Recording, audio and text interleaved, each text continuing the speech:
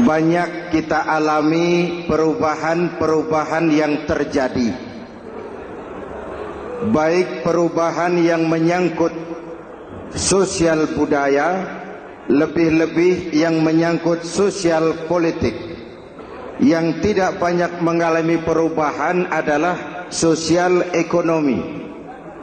Bahkan angka kemiskinan kita naik menjadi 3/5 dari total penduduk kita hidup di bawah garis kemiskinan, dan 20% diantaranya miskin mutlak.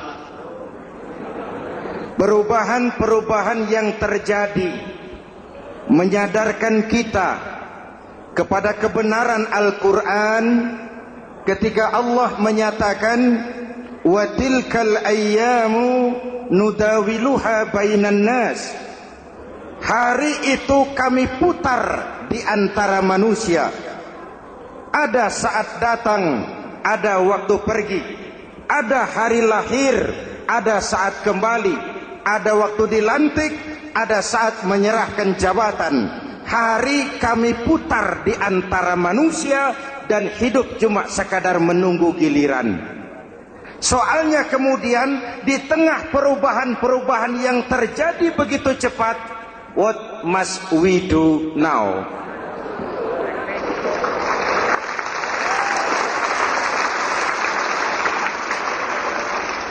Saya juga nggak ngerti itu. Yang penting kan penampilan. Saudara-saudara kaum muslimin di seluruh tanah air, jadi pemimpin adalah pelayan bagi orang yang dipimpinnya. Okelah, perbaikan ekonomi, pembukaan lapangan kerja baru kita serahkan kepada pemerintah, karena kita percaya mereka orang-orang terpilih belaka yang dipilih dengan kepercayaan akan mampu membawa rakyat keluar dari kesulitan. Amin. Tugas kita sekarang di zaman susah meluruskan akidah. Jangan sampai mbah dukun yang naik ke permukaan. Betul? Islam misinya yang pertama membebaskan manusia dari kemusyrikan. 13 tahun Rasul berjuang di Mekah, menanamkan akidah, meluruskan keyakinan, membentuk iman. 13 tahun membebaskan manusia dari belenggu kemusyrikan. 13 tahun menanamkan la ilaha illallah Muhammadur Rasul dengan seluruh konsekuensinya. Kalau saya yakin tidak ada Tuhan selain Allah, saya tidak akan minta tolong kecuali hanya kepada Allah. Saya tidak akan pernah takut kecuali hanya kepada Allah. Saya tidak akan menggantungkan hidup kecuali hanya kepada Allah. Saya tidak akan minta rizki kecuali hanya kepada Allah. Saya tidak akan melarikan persoalan kecuali hanya kepada Allah. Kalau konsekuen dengan keyakinan ini, mbah dukun nggak dapat tempat.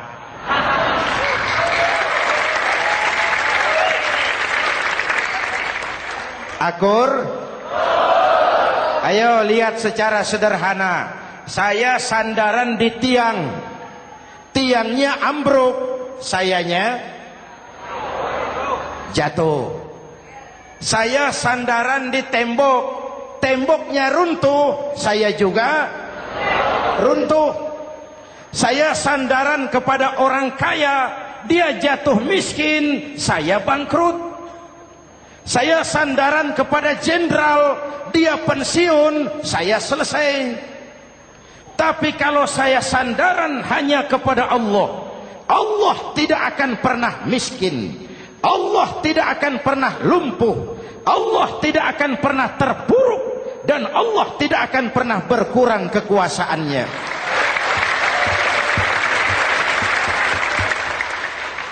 Maka umat Islam, sesulit apapun zaman yang kita hadapi, Allah juga tempat kita bersandar. Jelas? Selama ini kita iman dalam ucapan, tapi sekuler dalam perbuatan. Di masjid ada Allah, di kantor Allah tidak ada, maka korupsi merajalela.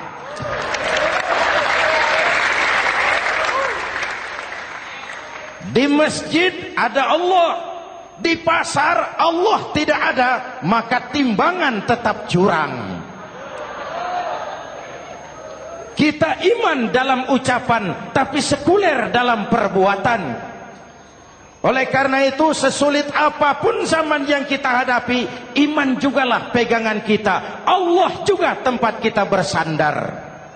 Boleh zaman berubah, akidah jangan sampai goyah. Karena iman kita hidup, untuk iman kita berjuang, dan dalam iman kita ingin kembali menghadap Allah Subhanahu. Selama ini manusia Indonesia kita lebih banyak diisi otaknya, hati sering kosong, agama dangkal, akidah rapuh, moral rendah. Memang kemudian muncul banyak orang-orang pintar, cuma sayang tidak benar. Indonesia kita bangkrut, Indonesia kita terpuruk, Indonesia kita sakit parah kalau diurus orang yang cuma pintar tapi tidak benar. Kita perlu orang-orang pintar, tapi kita lebih perlu orang benar. Jelas? Kalau cuma pintar tapi tidak benar, itu yang sering saya sampaikan, nanti disuruh ngurus beras malah nimbun beras.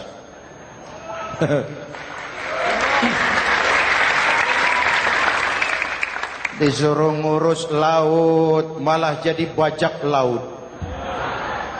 Disuruh ngurus hutan rame-rame jadi orang hutan.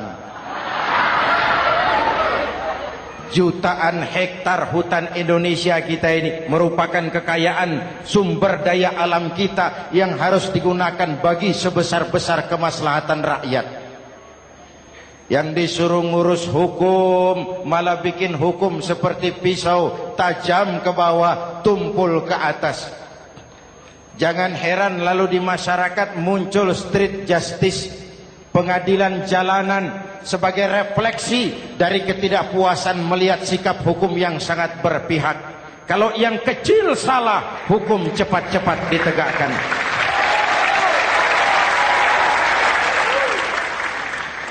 Lihat saja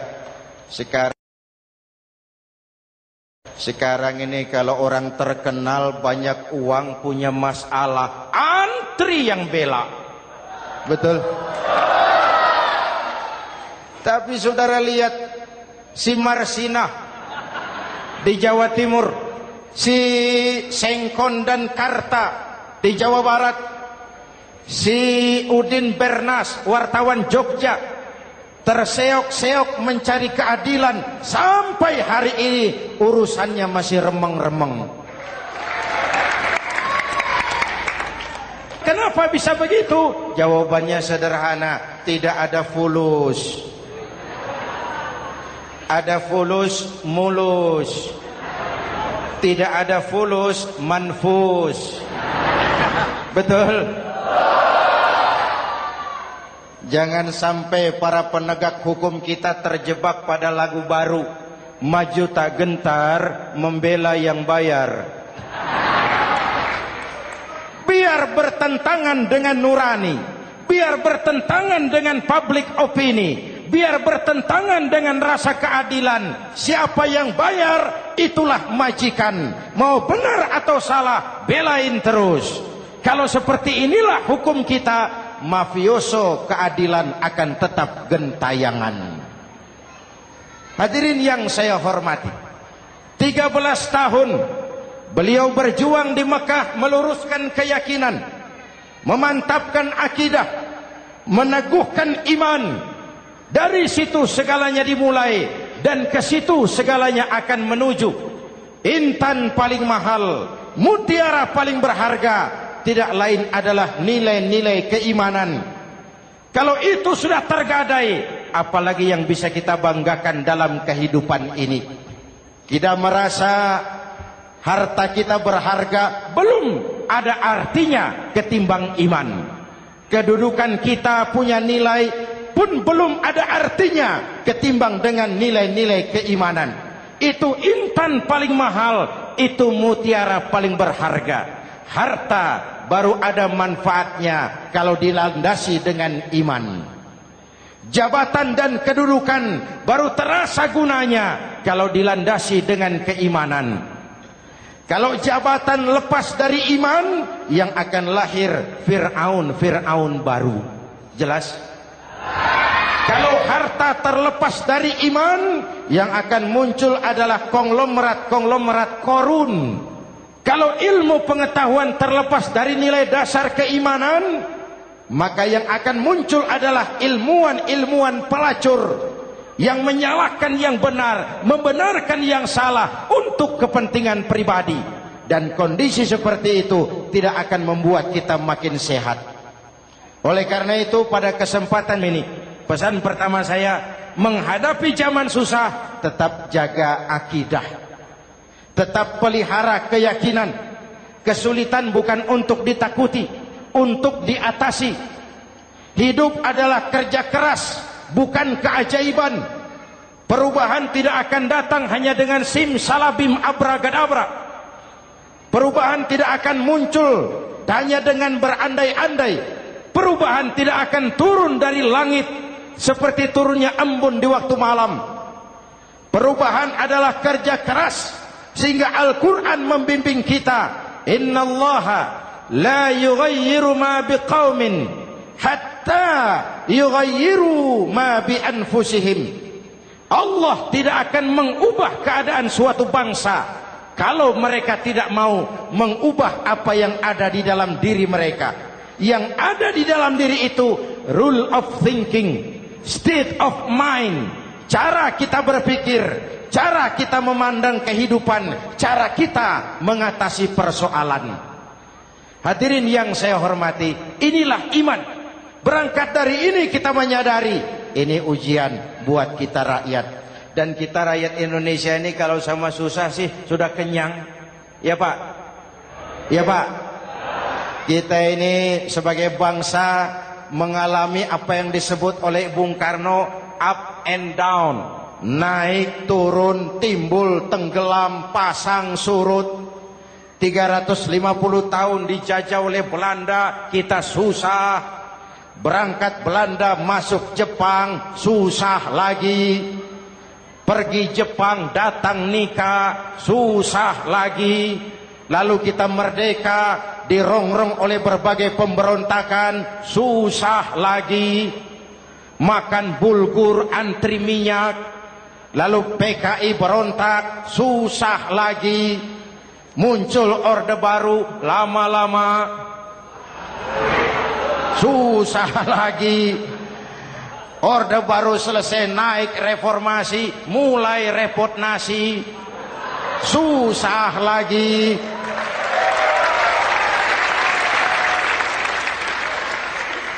Kalau susah kita ini sudah akrab, sudah intim. Mestinya kalau sudah susah seperti itu, jangan salah sikap menyikapi kesusahan. Jangan sampai kita potong kompas, ambil jalan pintas, terjebak menghalalkan segala cara. Itu tidak akan menguntungkan. Itu tidak akan menyelesaikan. Kalaupun selesai nampaknya penyelesaian sesaat. Dan penyelesaian sesaat bukan penyelesaian yang sebenarnya. Karena itu tetaplah dalam koridor keimanan. Boleh zaman berubah, akidah jangan sampai goyah. Silahkan masa berganti, tapi keyakinan jangan mati. Sekali la ilaha illallah, sampai tetes darah paling penghabisan, tetap la ilaha illallah. Sanggup? 3 orang. Sanggup? 21. Sanggup? Kalau sanggup kita harus konsekuen.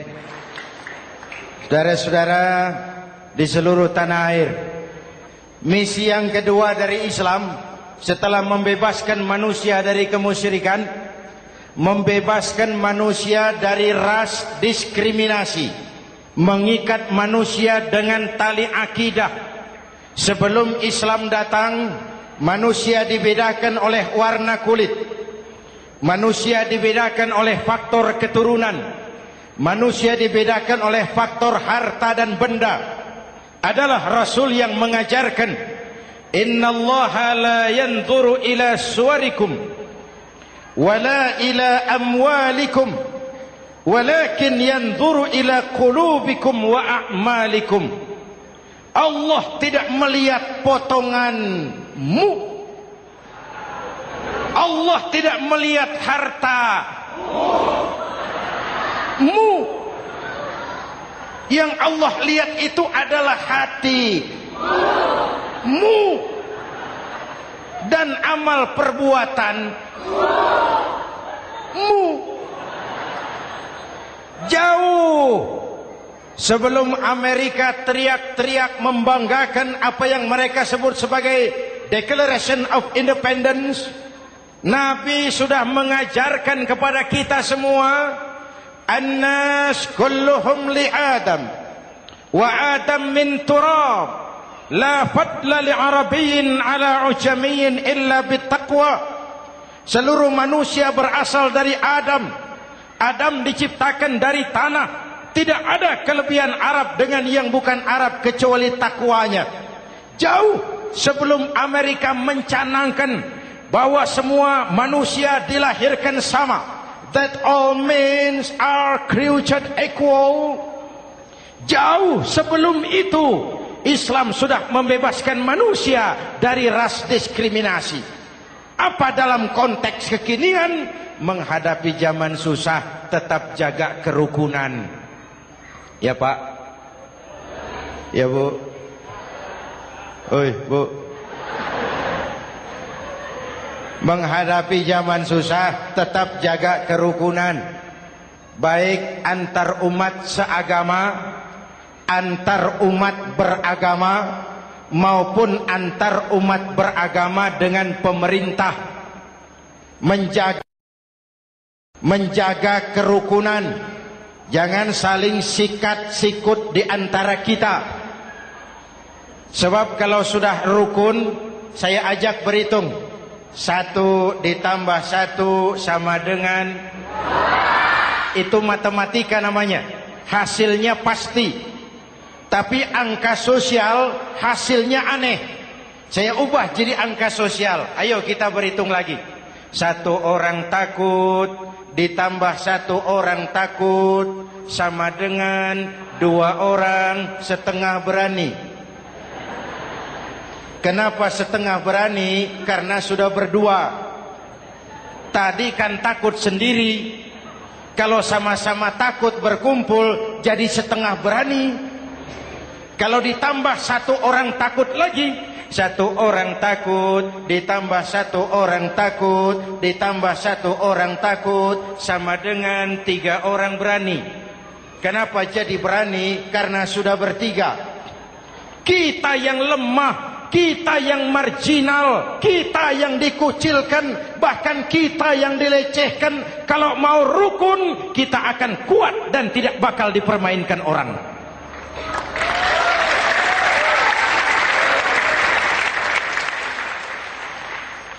Tapi kalau rukunnya yang satu mau menikam yang lain, saya ajak berhitung lagi. Yuk berhitung yuk. 1 ekor ayam ditambah 1 ekor musang sama dengan 1 ekor musang. Kemana ayamnya? Dimakan musang. Betul nggak nih hitungan? Ayo kita hitung lagi. 1 ekor ayam ditambah 1 ekor musang sama dengan 1 ekor musang. Kemana ayamnya? Dimakan musang. Jadi kalau kita suka kumpul dengan orang yang mau makan kita, selesailah kita.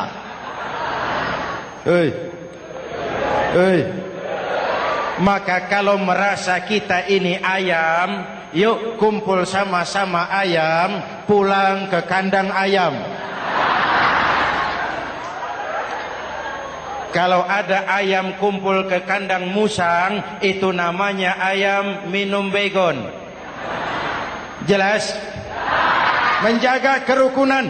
Pertama, antar umat seagama, sesama muslim harus saling menjaga, harus saling memelihara. Baik dia muslim yang jadi kapolri, baik dia muslim yang jadi kasat, baik dia muslim yang jadi pengusaha, baik dia muslim yang jadi petani, nelayan, guru, semua komit menjaga semangat kebersamaan, rukun antar umat seagama. Jelas? Jelas? Hadirin yang saya hormati, atas dasar itu saya ingatkan kembali, kita semua ingin persoalan terorisme dilepaskan kaitannya dari agama manapun. Tidak ada kaitannya terorisme dengan Islam, dengan Kristen, dengan Hindu, dengan Buddha. Tidak ada kaitannya terorisme dengan pondok pesantren.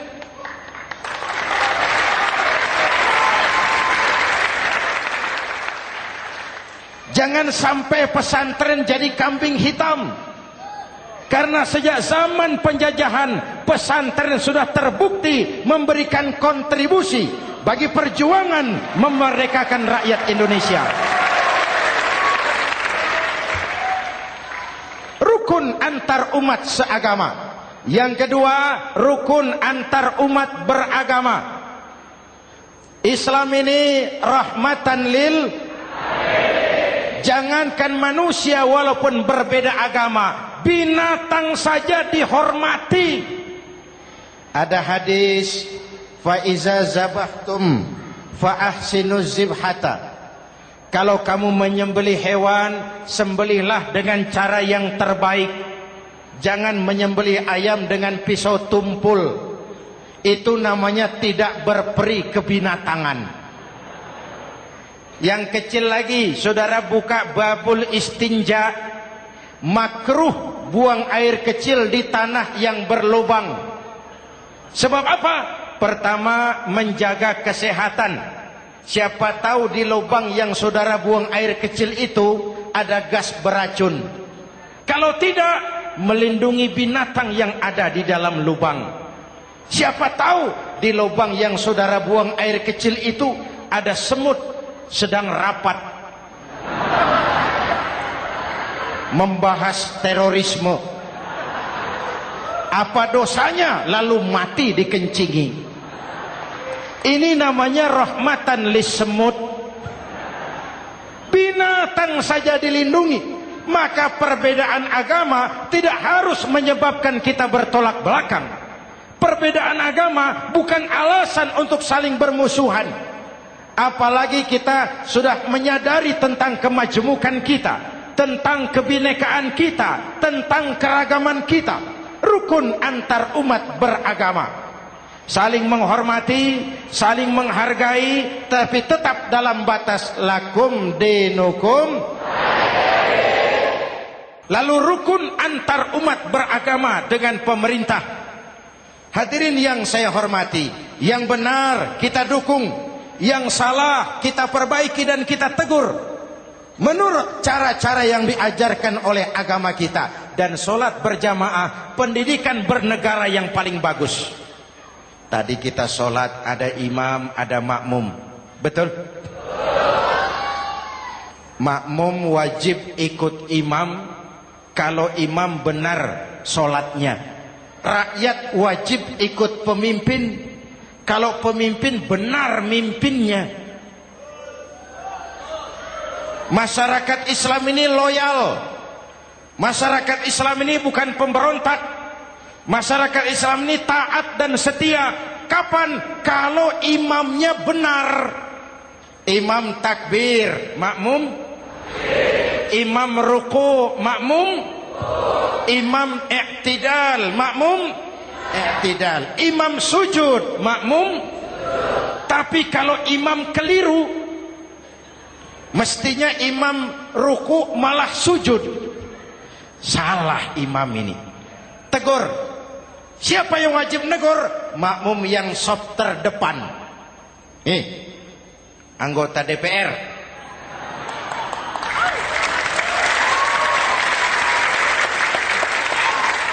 Ini wakil-wakil makmum ini, saf di depan ini. Kalau imam keliru, mereka paling tahu. Ngomong. Tegur. Bagaimana negurnya? Ada aturan main. Mestinya ruku, imam sujud. Salah ini imam. Subhanallah. Kan begitu negurnya. Betul? Tidak boleh juga imam keliru, makmum emosi. Main pegang. Woi, makmum salah. Hoi, hoi. Kacau sholat. Betul? Anggota dewan ini, saf di depan. Itu kalau imam keliru. Satu saat imam buang angin. Namanya manusia bisa buang angin toh. Apa makmum lalu berkata, demi kesetiaan saya kepada imam, imam buang angin, saya lebih keras lagi. Itu namanya fanatisme buta, loyalitas yang goblok. Imam buang angin, minggir. Iyyaka na'budu wa iyyaka nasta'in. Sampai situ imam buang angin, minggir imam. Lalu saf yang di depan maju. Tidak usah bikin solat baru, teruskan pekerjaan imam. Ihdinas siratal mustaqim. Teruskan. Kenapa? Kalau bikin solat baru lagi, nanti buang angin lagi. Bikin lagi solat. Kapan selesainya solat? Kapan selesainya membangun negara ini? Yang penting imam tahu diri, buang angin, minggir.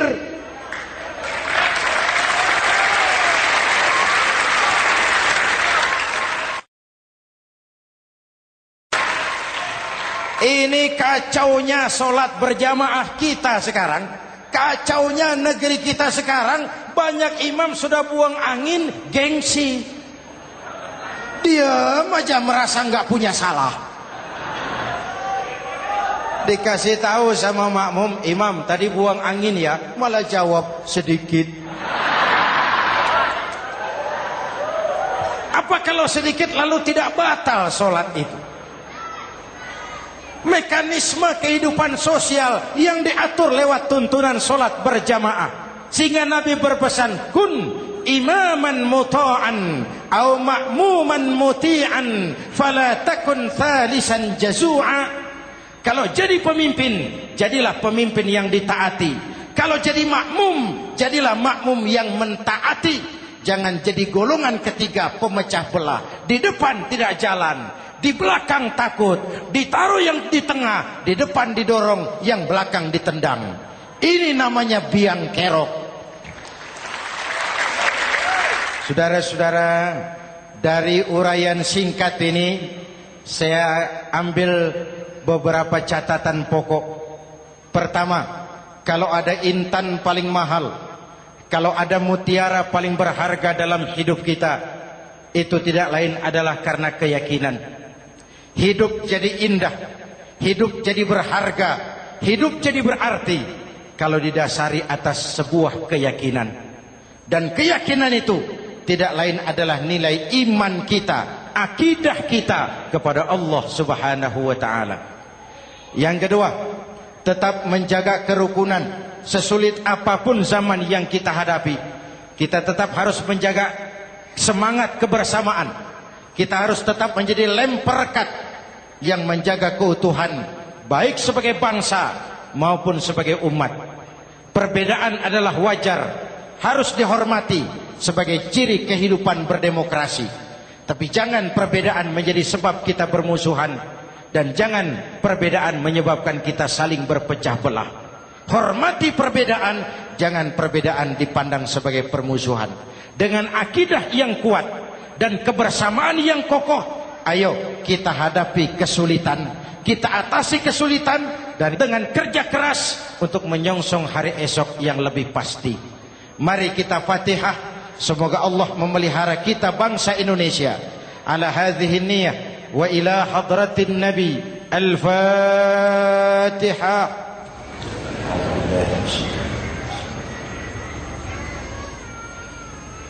Iyyaka na'budu wa iyyaka nasta'in. Ihdinas siratal mustaqim. Siratal ladzina an'amta 'alaihim. Bismillahirrahmanirrahim. Amin.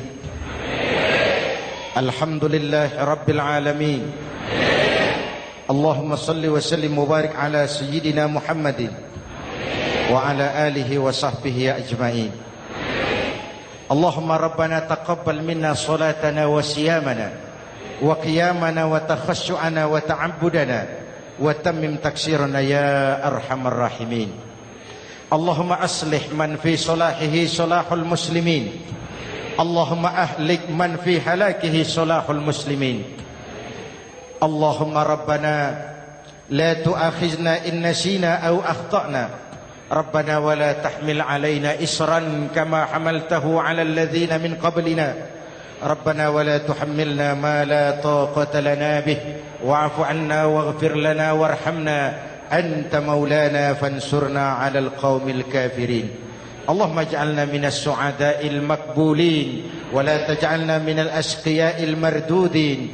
أفضل ما قلته أنا والنبيون من قبلي لا إله إلا الله.